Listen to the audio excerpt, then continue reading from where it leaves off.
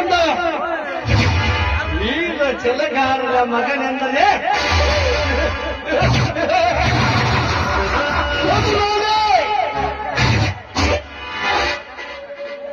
ಅಂದಿನಿಂದ ಇಂದಿನವರೆಗೂ ನ್ಯಾಯಾಂಗದ ನೀತಿಯನ್ನು ನಡೆಸುತ್ತಿರುವ ನನಗೆ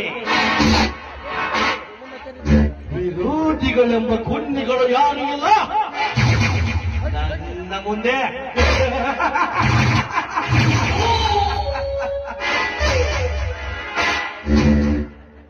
ಧರ್ಮರಾಜ,